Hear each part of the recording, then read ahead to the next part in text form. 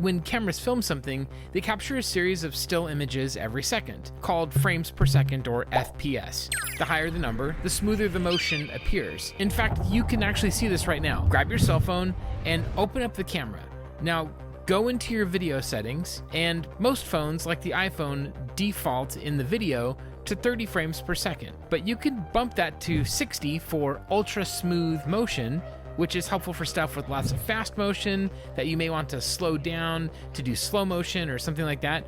Or you can drop it to 24 frames per second, which is what most movies use to get that cinematic look. Now, here's where it gets actually really technical. A TV screen refreshes its image multiple times per second. That's called the refresh rate, measured in hertz. Most modern TVs refresh at 60 hertz or 120 hertz, meaning that they redraw the image 60 or 120 times every second. But the content being displayed matters too. For example, if Terry is playing back vintage footage for the show Stranger Things, he might be dealing with content shot at different frame rates, which adds a whole nother layer of complexity to everything. Now imagine the camera is capturing at 24 frames per second, while the TV is refreshing at 60 times per second. Those two rates don't divide evenly. 60 divided by 24 equals 2.5, which means each camera frame captures a slightly different portion of the TV's refresh cycle. Stay with me on this. The result is what you're seeing right now. Inconsistent brightness levels between frames that appear as flickering or rolling bands across the screen. That subtle flicker comes from the mismatch between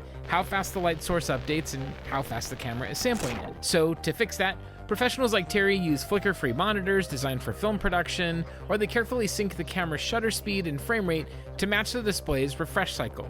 Sometimes they'll even build custom playback systems that feed the monitor content in perfect sync with the camera's timing. That's the kind of behind-the-scenes expertise that keeps a production running, and in Terry's case, it's what makes shows that he's worked on like Stranger Things look authentic, frame by frame. It's also a reminder that no skill goes to waste. Terry had no idea that one day he'd be using his technical education to bring vintage televisions to life for a hit Netflix series.